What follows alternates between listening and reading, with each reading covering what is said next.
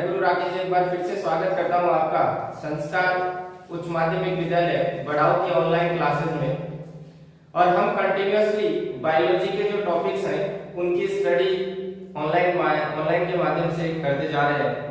आज के इस वीडियो में हम पार्ट 3 की बात करेंगे, यानी जो अपना चैप्टर चल रहा था प्लांट रिप्रोडक्शन का, उस प्लांट रिप्रोडक्शन में हमने स्टेप बाय स्टेप फ्लोरल के स्ट्रक्चर यानी पुष्प संरचना के बारे में पढ़ा।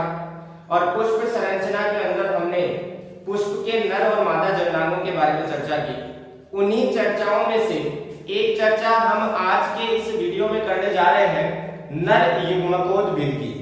उसकी संरचना किस प्रकार की होती है और उसका डेवलपमेंट यानी विकास किस प्रकार से होता है। तो चलो विद्यार्थियों देखते हैं आज के इस टॉपिक में नर युग्मकोद्भिद की संरचना और विकास के बारे में हम चर्चा करेंगे। पिछले वीडियोस में हमने देखा था कि पुष्प की संरचना में जो परागकोश होता है, उस परागकोश में नर युग्मक परागकण का निर्माण होता है। किसका निर्माण हो रहा था? परागकण का निर्माण हो रहा था।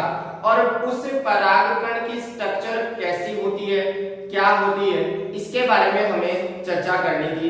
तो हम चर्चा करते हैं कि परागकण किस प्रकार परागकोश के अंदर उपस्थित होता है और उसकी संरचना में हमें क्या क्या चीजें दिखाई देती हैं और किस प्रकार वो एक मेल गैमेटोफाइट का निर्माण करता है।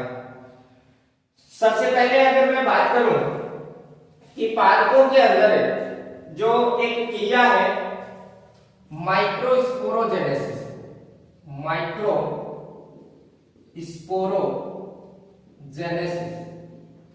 माइक्रोस्पोरोजेनेसिस का मतलब यहाँ है लघु बीजाणु जनन।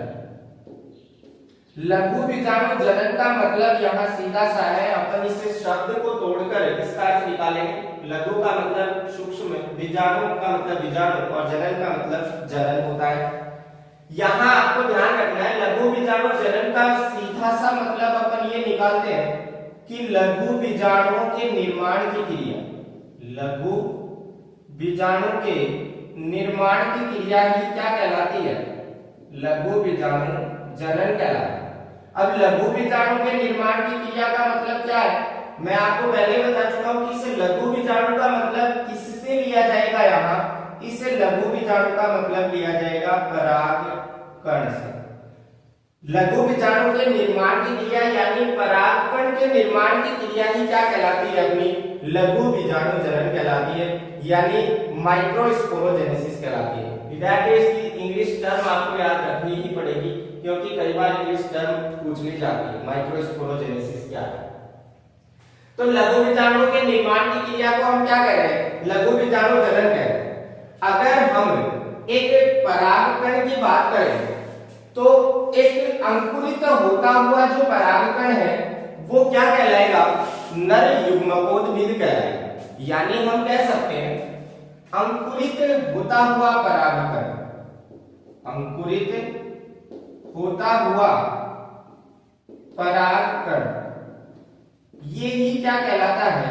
ये कहलाता है नर युग्मकोद्भिद। नर युग्मकोद्भिद का मतलब वही मेल गैमेटोफाइट से है।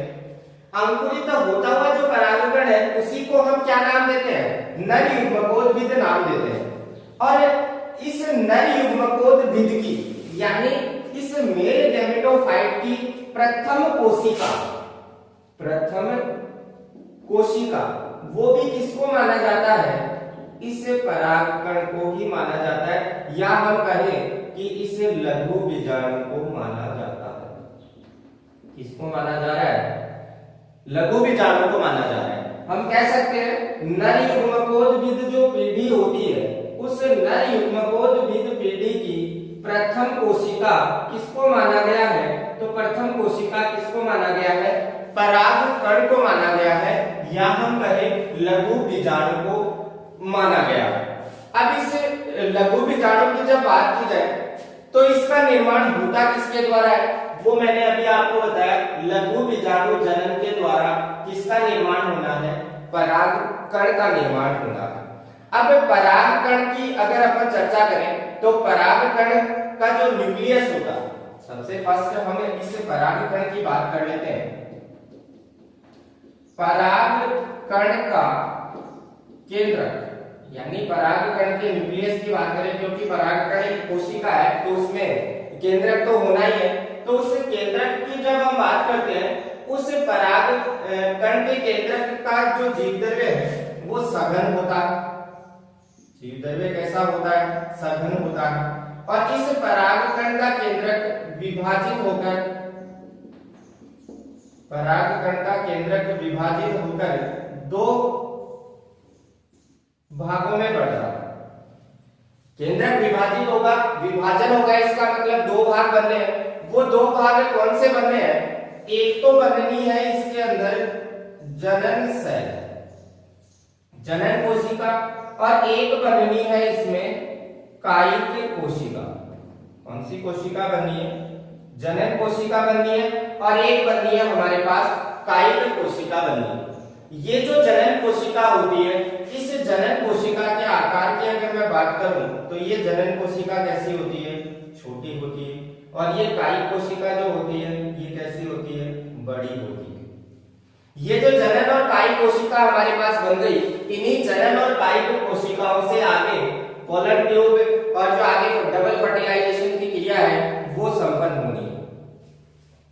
इसके बाद अपन नेक्स्ट चर्चा करते हैं कि हम जो परागकण की बात कर रहे हैं उस परागकण की संरचना होती कैसी है। तो विद्यार्थियों, अगर हम एक पोलन ग्रेन की या एक परागकण की बात करें तो परागकण एक कोशिक होता है। ये परागकण कैसा है? ये परागकण कैसा होता है? एक कोशिक। एक कोशिक से मेरा मतलब यहां है कि उसके अंदर सिर्फ कितनी कोशिकाएं पाई जाएंगी? एक कोशिका पाई जाएगी। दूसरी अगर मैं बात करूं तो ये एक केंद्र की भी होता है। कैसा होता है? एक केंद्र की होता है। तीसरी हम चर्चा करें, ये परागकण जो है वो अगुणित होता है। आपको यहां ध्यान रखना है, इस अगुणित को क्या कहा जाता है? हैप्लॉइड भी कहा जाता है। अगुणित को क्या कहते हैं अपन? हैप्लॉइड कहते हैं। फिर अपन बात करें इसके आकार की, तो ये परागकण लगभग कैसा होगा? गोलाकार। कैसा होगा? गोलाकार। तो विद्यार्थियों, ये एक परागकण की विशेषताएं हमारे पास आ गई है कि एक परागकण होता कैसा है। तो एक परागकण एक कोशिक होता है, एक परागकण एक केंद्रकी होता है, और एक परागकण सघन कोशिका द्रव्य वाला होता है। ये हम कह सकते हैं। उसके आकार की अगर अपन बात करें तो आकार उसका कैसा होगा? गोलाकार। यहाँ पे मैं ये भी कह सकता हूं कि एक परागकण का जो केंद्रक है वो केंद्रक और उस कोशिका का कोशिका द्रव्य, यानी मैं कहूं कि सघन कोशिका द्रव्य, ये दोनों बाहर से दोहरी झिल्ली से आवृत होते हैं। कौन सी झिल्ली से आवृत हो रहे हैं? कितनी झिल्लियों से आवृत हो रहे हैं? दो झिल्लियों से आवृत हो रहे हैं। कौन? परागकण का केंद्रक और उस परागकण की कोशिका में पाया जाने वाला कोशिका द्रव्य। अब अगर मैं इन दो झिल्लियों की बात करूं या इन दो भित्तियों की बात करूं जिनसे कि ये दोनों घिरे हुए हैं, वो भित्तियां कौन सी हैं? वो भित्तियां हैं अपनी बाहर की जो भित्ति है उसको तो कहते हैं अपन बाह्य चोट। क्या कहते हैं? बाह्य चोट। और अंदर की जो भित्ति है उसको हम क्या कहते हैं? अंतःचोट। इसका मतलब मैं सीधा सा ये कह सकता हूं कि परागकण के केंद्रक और कोशिका द्रव्य के चारों तरफ जो भित्ति पाई जाती है उसमें दो भित्तियां कौन कौन सी है? एक तो आपकी हो जाएगी एक्साइन, जिसको हम बाह्य चोल कहेंगे, और एक हो जाएगी अपनी इंटाइन, जिसको हम क्या कहेंगे? अंतःचोल कहेंगे। ये जो एक्साइन है, कौन सी? बाह्य चोल की अपन बात कर रहे हैं। इस बाह्य चोल का निर्माण एक पदार्थ है स्पोरोपोलेन। स्पोरोपोलेन इससे होता है। यानी बाह्य चोल की भित्ति की अगर अपन बात करें तो बाह्य चोल की भित्ति के ऊपर स्पोरोपोलेनिन नामक जो पदार्थ है, उस स्पोरोपोलेनिन नामक रासायनिक पदार्थ से इस भित्ति की सतह का निर्माण होता है। और ये जो बाह्य चोल है, ये बाह्य चोल कठोर होती है, कह सकते हैं अपन दृढ़ होती है थोड़ी अंतः चोल की तुलना में।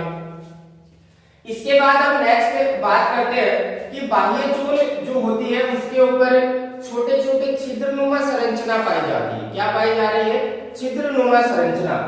ये जो छिद्रनुमा संरचना है वो छिद्रनुमा संरचना ही क्या कहलाती है? आपकी जन्मकोर कहलाती है। अब इसको समझने के लिए हम इस पहले डायग्राम के ऊपर आते हैं। इस डायग्राम के अंदर ये तो एक पोलन ग्रेन की स्ट्रक्चर मैंने बना रखी है। इस पोलन ग्रेन की या पराग कण की जो संरचना है इसमें आप देख सकते हैं, ये जो बाहर की तरफ आवरण आपको दिखाई दे रहा है ये तो है आपका बाह्य चोल।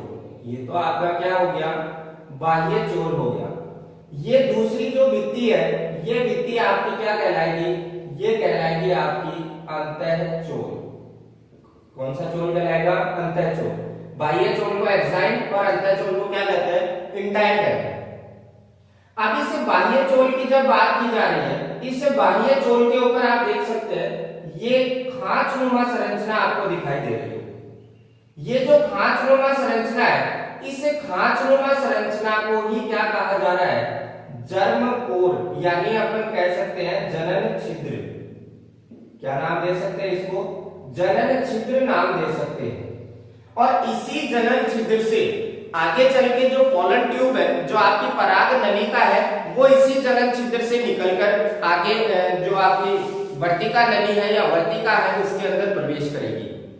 तो ये एक परागकण की स्ट्रक्चर में हमने देखा कि परागकण के स्ट्रक्चर में केंद्रक और कोशिका द्रव्य जो है उसके दोनों तरफ या उसके बाहर की तरफ दो भित्तियां होती हैं, बाह्य चोल और अंतः चोल। और उस बाह्य चोल के ऊपर क्या पाए जा रहे हैं? अपने जर्मकोर पाए जा रहे हैं। जर्मकोर यानी जनन छिद्र जिनसे कि होकर वर्तिका नली क्या करनी है आपकी? आगे वर्तिका नली निकलनी, सॉरी पराग नलिका निकलनी है और वर्तिका के अंदर प्रवेश करनी है। अब हम बात करते हैं इंटाइन की।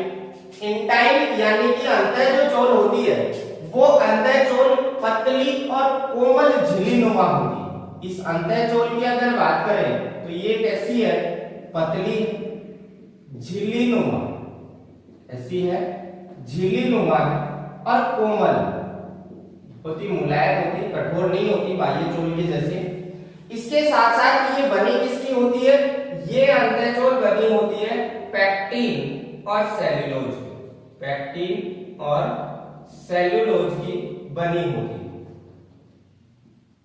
ये अंतः चोल के बारे में हमने देख लिया कि एक पराग कण जो है उसकी संरचना में क्या क्या होता है और किस प्रकार से कौन सी झिल्ली किसके द्वारा निर्मित होती है, ये चर्चा हम इसके अंदर कर चुके हैं। इसके बाद हम अगर एक परागकण की स्ट्रक्चर को देखें कि उस परागकण के अंदर ये भित्तियां किस प्रकार होती हैं और पराग नलिका का फॉर्मेशन किस प्रकार होता है, तो परागकण के विकास को या उसके परिवर्धन को समझने से पहले हमें दो स्टेप समझनी पड़ेगी। और वो दो स्टेप कौन सी है?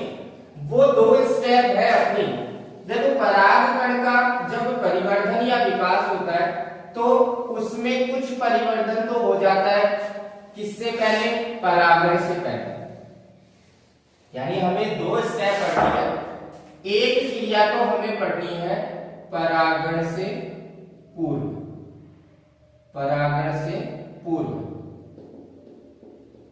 और एक हमें पढ़नी है परागण के बाद, परागण के बाद। ये दो प्रोसेस हमें देखनी है कि परागण से पूर्व परागकण की संरचना में कौन कौन से परिवर्तन होते हैं और फिर परागण के बाद में उस परागकण की संरचना में कौन कौन से परिवर्तन होते हैं, और फिर डबल फर्टिलाइजेशन की जो प्रोसेस है वो किस प्रकार से संपन्न होती है। तो इस चीज को समझने के लिए हमें इस डायग्राम से इसको मेंशन करना है, मेंशन करके इसको समझना है। सबसे फर्स्ट ये जो आपको स्ट्रक्चर दिखाई दे रही है ये है आपकी परागकण की संरचना। ये स्ट्रक्चर किसकी है? परागकण की। अभी अपन ने चर्चा की थी कि परागकण की जो कोशिका है उसके अंदर न्यूक्लियस, तो ये तो हो गया आपका केंद्र, ये तो क्या है उस परागण का केंद्र। इसके अलावा ये जो ग्रीन कलर से आपको डॉट डॉट दिखाई दे रहे हैं, ये है उसकी रिक्तिका। ये क्या है? उसकी रिक्तिका है। और ये जो ब्लैक डॉट्स आपको दिखाई दे रहे हैं, ये क्या हो गया? उसका कोशिका द्रव्य। ये उसका क्या हो गया? कोशिका द्रव्य हो गया, जो कि सघन होगा। ये इसका कोशिका है। ये दो उसकी भित्तियां हो गई, बाह्य चोल बाहर की तरफ और अंतः चोल अंदर की तरफ। और ये उसके तीन जो छिद्र आपको दिखाई दे रहे हैं, ये छिद्र कहलाते हैं जनन छिद्र। देखो मोस्टली आपको मैं एक चीज बता दूं कि जो परागकण है उसकी जो बाह्य चोल होती है, अधिकांश पादपों के अंदर उस बाह्य चोल के ऊपर 1 से 3 जनन छिद्र पाए जाते हैं। अधिकांश 1 से 3 जनन छिद्र पाए जाते हैं। यहां मैंने डायग्राम में आप देख सकते हो 3 बना रखे हैं, एक, ये दूसरा और ये तीसरा। और इन जनन छिद्रों से होकर ही आपकी जो पराग नलिका है वो निकलनी है। कैसे निकलनी है वो अभी अपन देखेंगे। ये हमने परागकण की संरचना देखी कि इस परागकण की संरचना में ये सारी चीजें होती है। अब क्या होगा? इस परागकण का ये जो न्यूक्लियस है, ये न्यूक्लियस विभाजित होगा, यानी कि केंद्रक विभाजन होगा। जब इस परागकण के इस केंद्रक में विभाजन होता है, यानी जब केंद्रक विभाजन की क्रिया होती है, फर्स्ट माइटोसिस जब होता है सेल के अंदर, तो होता क्या है? ये केंद्रक 2 केंद्रकों में विभाजित हो जाता है। यानी फर्स्ट माइटोसिस के दौरान ये जो सेल है या इसका जो न्यूक्लियस है वो 2 में डिवाइड हो जाएगा। एक तो ये वाली सेल बन जाएगी, एक ये वाली सेल बन जाएगी। केंद्रक भी डिवाइड हो जाएंगे तो दोनों सेलों के अंदर न्यूक्लियस भी चले जाएंगे। अब यहाँ पर ये जो सेल बनती है, ये सेल तो आपकी कहलाती है जर्म सेल। क्या कहलाती है? जर्म सेल, यानी जनन कोशिका। कौन सी कोशिका? जनन कोशिका कहलाती है। इसको जनरेटिव सेल भी कहते हैं। और नेक्स्ट ये जो आपकी ग्रीन कलर आपको कोशिका का दिखाई दे रहा है, ये कोशिका होती है आपकी कायिक कोशिका। कौन सी कोशिका होती है? कायिक कोशिका होती है।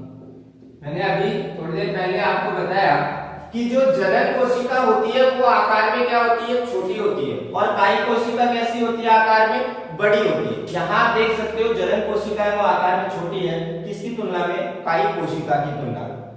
इसके बाद जो नेक्स्ट स्टेप के अंदर हम देखें तो नेक्स्ट स्टेप में आप देख सकते हो ये जो आपकी जर्म कोशिका या जनन कोशिका थी, ये जनन कोशिका भित्ति से अलग हो चुकी है। जनन कोशिका। और ये आपकी कौन सी कोशिका थी? ये थी अपनी कायिक कोशिका। कौन सी कोशिका? कायिक कोशिका। सेकेंड स्टेप में आप ये देख सकते हो, यहाँ ये जो न्यूक्लियस था, ये जो सेल थी, जनन कोशिका थी, वो इस भित्ति के साथ जुड़ी हुई थी। लेकिन जैसे ही इसके चारों तरफ भित्ति का निर्माण हो जाता है तो ये भित्ति से क्या हो जाएगा? अलग हो जाएगा। और अलग होकर ये आ जाएगा यहाँ पर कोशिका द्रव्य के अंदर। तो यहाँ 3 स्टेप हमने देखी, परागकण की संरचना, फिर केंद्रक विभाजन के दौरान 2 कोशिकाओं का बनना, और फिर उस केंद्रक का उस भित्ति से अलग होना जिससे वो पहले जुड़ा हुआ था। ये जो 3 प्रोसेस है, ये तीनों की तीनों जो क्रियाएं हैं, ये परागकोश के अंदर होती है।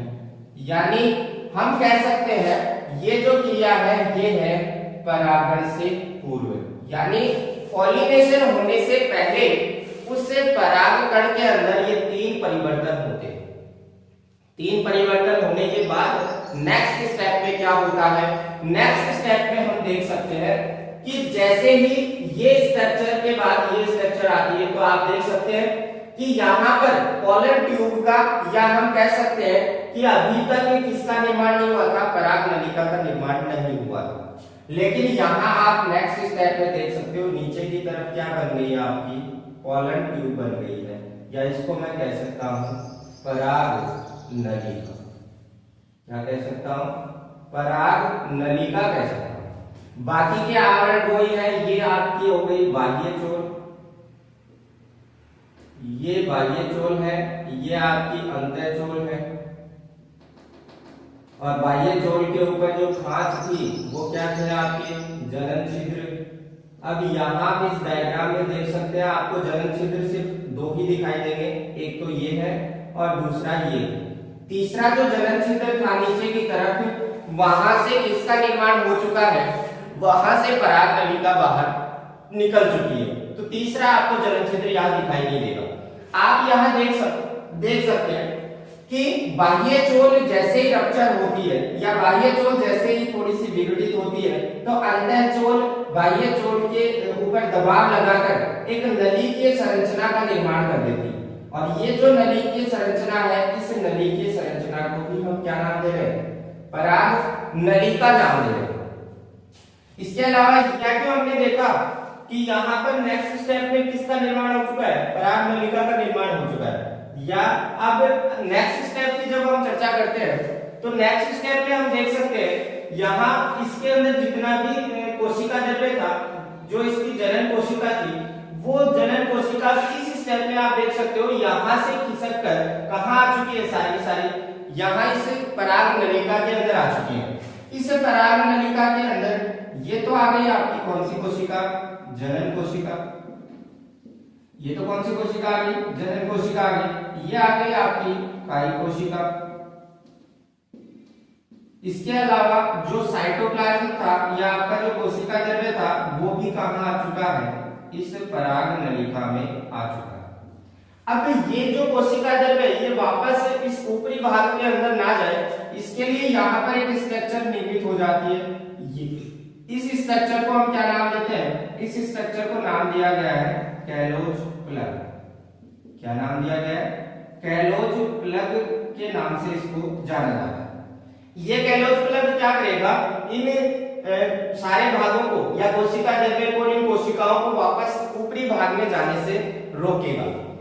इसके बाद की जो स्टेप है वो सबसे इंपॉर्टेंट है, क्योंकि इसके बाद जो सेकंड माइटोसिस की जो क्रिया होनी है, उस सेकंड माइटोसिस की क्रिया के बाद ही मेल गैमेट का फॉर्मेशन होना है, मेल गैमेटोफाइट का निर्माण होना है। कैसे?